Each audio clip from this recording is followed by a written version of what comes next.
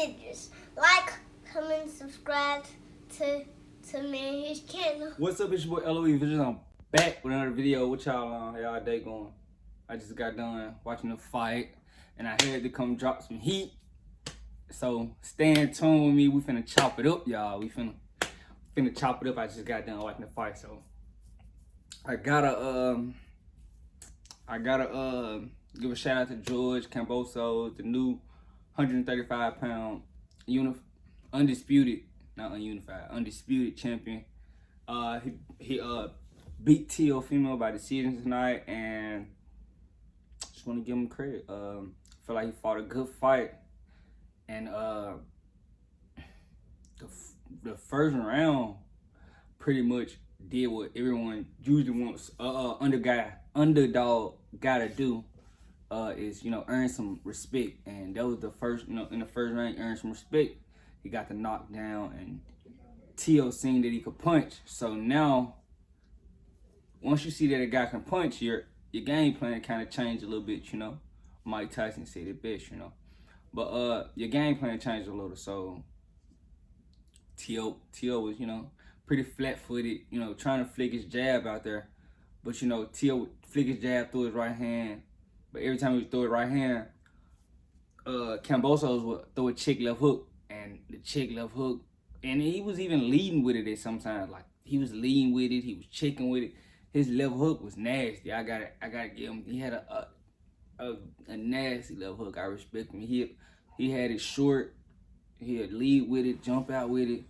His left hook was pretty on point today, and on point tonight, and that's really the one of the main factors, that and his movement. I feel like Teofimo struggled with cutting the ring off, and he looked pretty drained, if you ask me. A lot of people said the cut probably affected Teofimo, but I don't think so. Well, yeah, it probably did. I mean, that kid's been in 35 for 8 years, so it's probably time for him to move up. But we got to talk about that and the move up, and now what's going to transpire now, since he just took his L, and what's to go, what's going to be the next stop for those guys. We don't know yet, but I'm gonna discuss some scenarios at the end of the video.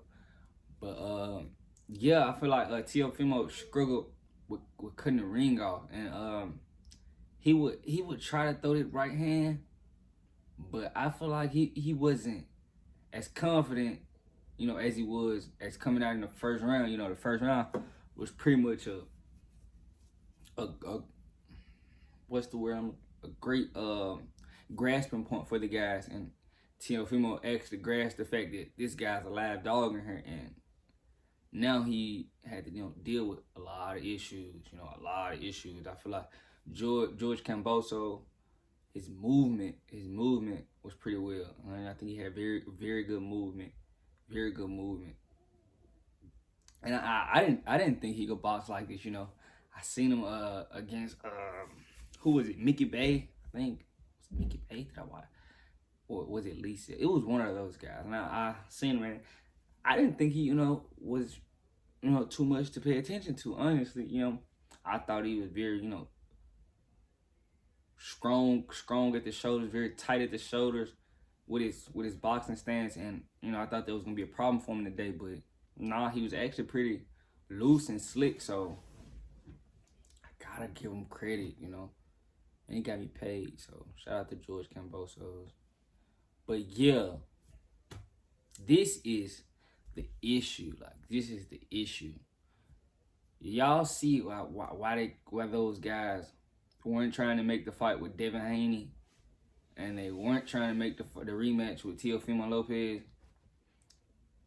Okay, I'm gonna start with not Teofimo, Vasily Lomachenko. Teofimo Lopez wasn't trying to make the fight with Vasily Lomachenko. This is why. Because the rematch would have been way different, in my opinion. A lot of people don't know that Lomachenko got in there with one arm. He had just had shoulder surgery, and he just got in there, with the little kid, because, he pretty much underestimated the kid. But once he realized he was in a fight, he started pounding on the kid at the end of the fight. And he wanted to do a rematch. The kid was like, "Nah, I'm never gonna rematch you again." So. Then he had issues with his promoter about this, about pay and all types of stuff. But yeah, I feel like this is why he didn't want to do the Lomachenko rematch. He knew what was gonna happen. And Devin Haney, we knew that was just propaganda. Bob wasn't gonna let Teofimo get in there with Devin. He said that before when Lomachenko had the WBC belt, so I wasn't surprised at all at that fight. They was, all that, we're gonna do it on it. Bob wasn't gonna let that happen. So you gotta understand. Right now, the situation is, where does Teofimo go from here? Because he was just in a new contract with Bob Arum. I don't know how Bob's gonna feel about this. He went to a different platform, and lost all my belts. So I bet Bob is pretty upset about this. So we gotta wonder if Teofimo has a rematch clause or whatnot, but we don't really know for sure right now. I gotta do some digging tonight and see if he has a rematch clause in this fight. But yeah, I mean, this was a humbling experience for that kid, because he was doing a lot of talking. It's the takeover. It's he's the best in the world. Well, he was the best in the world just for a very short period of time. Shout out to George Kambosos. That's the best lightweight in the world right now. So what can you say? I mean, what would be nasty? Like all out fails if Kambosos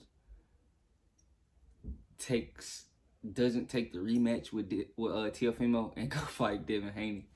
And now Teofimo's gonna be an issue, because now you're gonna have to go up to 40 and try to get a belt, go through some killers at 40, or you could stay down and give Lomachenko a rematch, but I don't think Lomachenko gonna rematch you.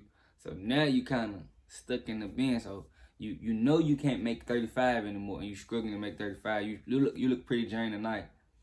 So what he should do is probably move up, but move up and fight who? Pretty sure Bob. I don't know if Bob's gonna let you get in there with Josh Taylor, and I don't think Josh Taylor going to get in there with you after the loss. I mean, if George Kambosos did this, a 35er did this to you, you would have to go to the hospital after what Josh Taylor would do to you. That's a grown man. Like, I don't think people realize how big Josh Taylor is. Like, that guy's about 5'10". Like, it's almost 6 feet. Like, at 140. Like, that guy's gonna, if he fight Crawford, probably get Crawford a few problems for a few rounds. So I don't know why he was so, anticipating on, jumping up there and fighting Josh Taylor. He should have really just fought Devin. But yeah, that's what happens, you try to cherry pick a guy. So now I want to see how Bob's gonna treat him. I'm gonna do a video on that, talk about Bob in the situation, what Bob's gonna do and how he feels. Probably, I know he's gonna be probably very upset. So yeah, that's all I really want to talk about. Get my reaction to the fight, some scenarios. So like this video, comment, subscribe. I love you guys. I'm out.